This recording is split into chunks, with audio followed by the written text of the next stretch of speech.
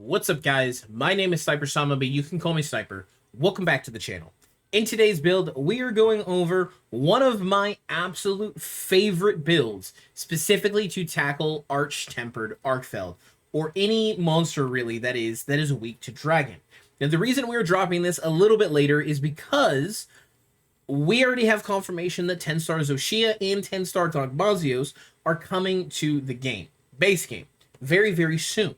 Which means Dragon is once again king. Truth be told, Dragon never really left being king when it comes to element, but with Proof of a Hero out, with Rompopolo out, the whole bit, everybody's been using other things to make sure that they can kind of pick up the slack in other areas. Well, that's not the case here. The case here is going to be Dragon and Dragon all the way. And one of the best weapons for it is the Elemental Gogma Light Bowgun. Now, the reason this bowgun is so crazy is because the amount of damage that it can pump out, okay? So, to get this light bowgun, this is all you're going to do. You're going to craft yourself a Dragon Light Bowgun. Now that that's been crafted, go ahead and level it up with the Orcalcite, whatever it is that you're using. Once it's been leveled, you're going to Gogma it. Once it's been Gogma'd, you want to go for Elemental Focus. Once you hit your elemental focus, you need three things. One, make sure that your attack infusions are all there. Don't be rocking affinity. You don't need affinity. Affinity is absolutely useless for this build because there is so much that we are getting from other sources that you do not need it. It is not worth it. Number two, Fulgur Anjanath's Will. The reason we are rocking Fulgur Anjanath's Will is because we are using Gogmazios gear. I'll touch that in just a moment, but let it be known that's number two. Number three is reinforcement bonuses. Once again, no affinity. You want to go as many attack as you can. In fact, what I recommend, just because I was curious, I ended up rolling this a couple times to be safe. Your Dragon Ammo will always be level 1.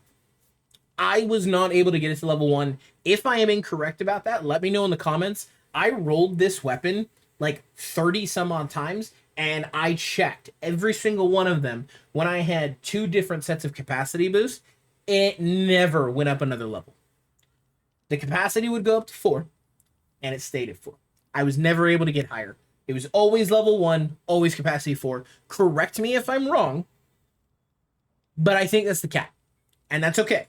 So, what I recommend for attack, 1 ammo boost EX or capacity boost, depending on what you can roll for reinforcements. Not everybody has a ton of supplies. I get it. I understand. Okay. As far as the actual bowgun goes, you are going to want 2 things. Elemental ammo powder, which is going to increase flaming, water, thunder, and freeze. It doesn't actually do anything for your dragon. Meaning, you can put whatever you want here, but because this is element, I didn't want to steer anybody across, especially because the way that this build has been made. You can also use this flaming ammo and this build just on Gogmazios. No issues. It doesn't have to be anybody else because it does flaming ammo and dragon ammo. Okay. And then rapid fire mod.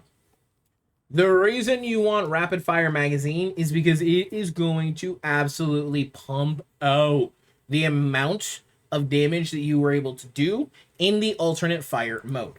Alternatively, you could do special ammo, but I didn't see a need for it, which is why I went for rapid magazine only.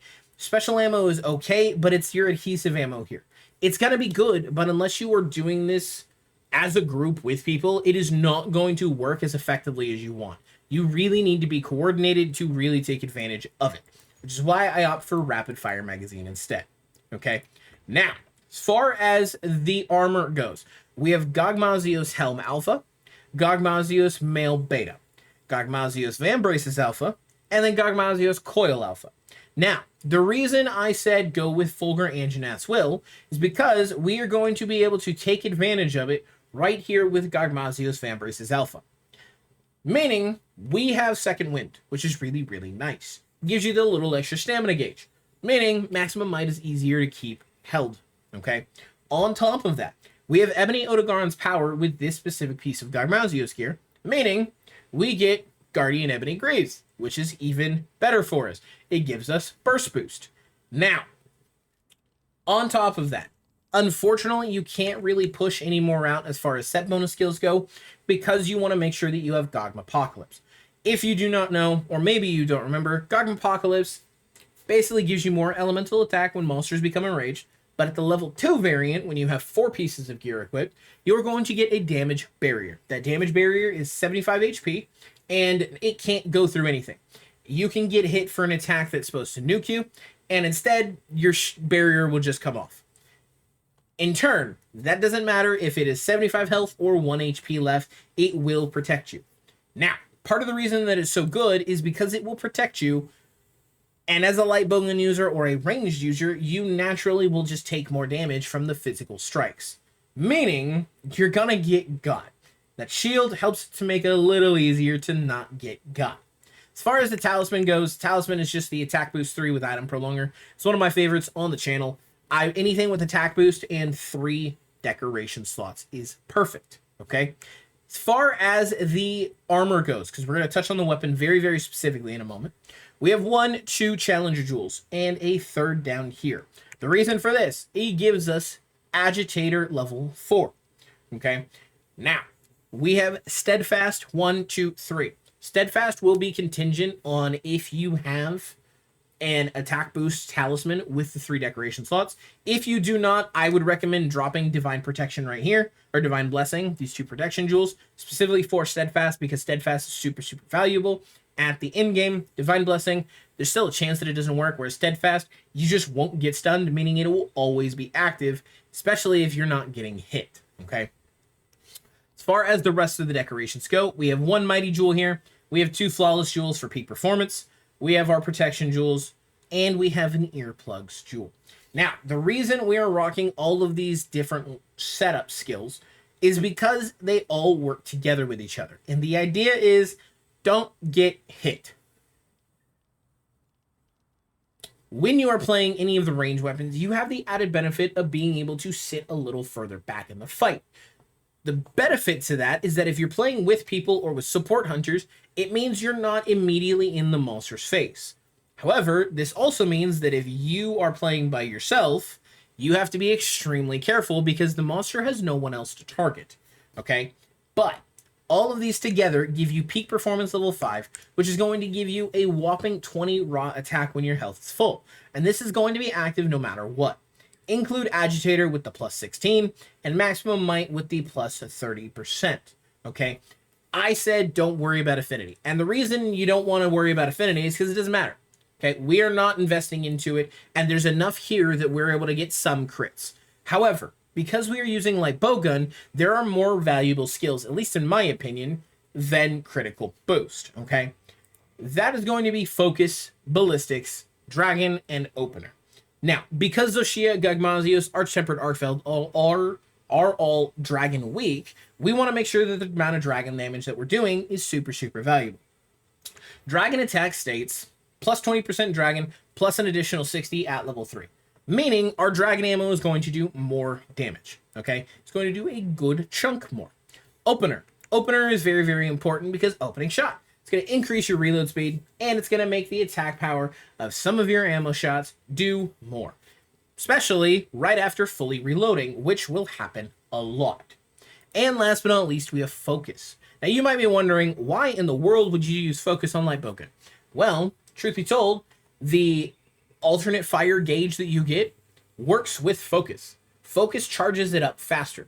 Meaning, if you are sitting there pumping out damage, thanks to rapid fire magazine, and we'll say normal, pierce, spread ammo, whatever it is to regenerate all of that gauge back so you can get back to using your dragon shots, it is going to end up being extremely valuable because it is going to reduce it by 15%, but it is going to fill your gauge even quicker.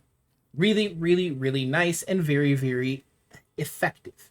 Okay, last but not least is ballistics. Ballistics is definitely one that just gets added. I don't know why it's called Precise Jewel in the directory, but it is here. You can see it's comboed with all of these. All you're aiming for is ballistics. And the reason for it is because it's just going to increase the range at which you are most effective. So what we're going to do is we're going to talk to Luke. We'll go ahead and turn off wounds. We'll put it on smash mode. And we'll turn on Agitator, Elemental Absorption, and Gogm Apocalypse to simulate a monster being enraged. Now, you can see I have the barrier around me. Now, let's say I were to use Pierce Ammo. I am in prime range right now. If I fire, we'll say half of my mag. We'll do over 3 shots, 432 damage. What we're going to do is we're going to go ahead and reload. We're going to go into alternate fire mode, and we're going to do the same thing. We're going to fire half of our magazine in the alternate. 400 damage, 738, for a total of 1,053, aimed right in between the barrels. If we are to switch to our Dragon Ammo, to a dummy that has no Dragon weakness, you can see 1,053 is the previous total. We are going to once again fire half the magazine.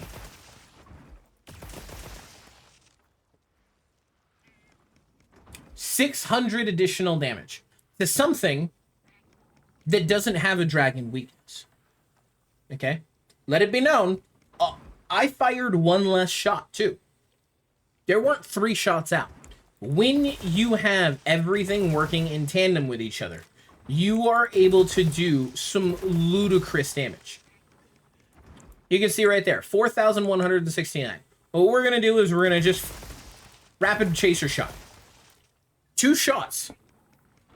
2 shots of our Dragon Ammo Light Bowgun, and we were able to mimic 2,500 damage. It is absolutely ludicrous the amount of damage this build can do. But if you sit there and you switch to normal ammo right after, I'm not even on the right ammo, oops. You can see the gauge slowly filling back up. Okay?